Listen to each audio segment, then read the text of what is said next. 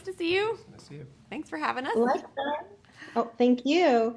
So I love Platonic, and this time for season 2, you're bringing someone like Pinguini and Wildcard to stir up this friendship. Yeah, I mean, we knew that we needed to have kind of like we knew we needed to have kind of new conflicts in the second season in order to like be telling story, and we needed to tell stories that we hadn't told in the first season. And so one of the things we wanted to explore was if Seth's character was in a new relationship where something was a little bit off, how would Rose's character Sylvia kind of help him through that? Would he even want her help with that? Should it be something that she should get involved in, given that it had destroyed their relationship in the past or their friendship in the past? And similarly, it seemed fun to kind of bring another friend from their past. I mean, these aren't the only two people that they were friends with. They had obviously other friends when they were in their teens and 20s, and so that's where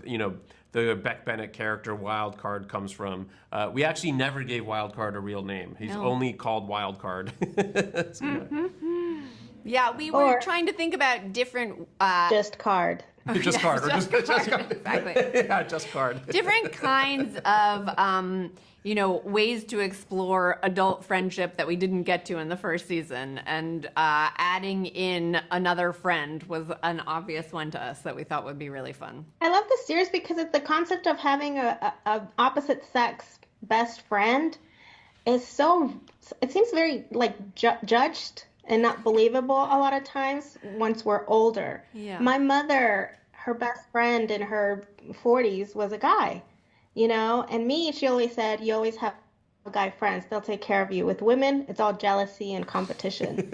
And I think that we were definitely set out to explore what you can get from a friend of the opposite gender that you can't necessarily get from a friend of the same gender. Not to say one is better than the other, although I really respect your mom's point of view, but to say that, what is it about being friends with someone who is so different from you, has such a different life experience? And of course, that doesn't necessarily have to be only gender, but that's the one we're looking at, where it's like, in many ways, Rose and Seth's characters have completely different lives and completely different experience, and it is one of the things that makes their friendship work. And it is true that those really, really close, intimate friendships between men and women, once you're out of your 20s, they look sort of suspect to a lot of people. A lot of people raise an eyebrow about them, and we're kind of trying to ask, like, why does that have to be? There are the obvious ideas of, like, jealousy or, feeling threatened in your marriage or in your relationship, but, like, does it necessarily have to be that way? And, why? Yeah, and this was based on some male friendships that Francesca had, in her teens and 20s, and she still has those friendships. I remember there was every couple years she'll go to Vegas with two of her guy friends.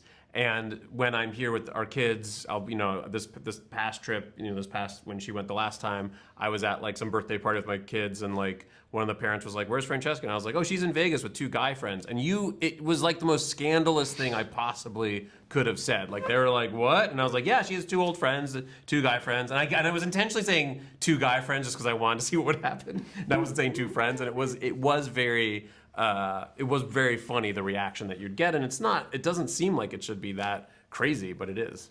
Yeah, you don't need to nickname boyfriends. Yeah, two boyfriends. I should have said her two boyfriends. Well, thank you so much for your time and congratulations. I can't wait to finish the second season. Thank you so much. Thank you.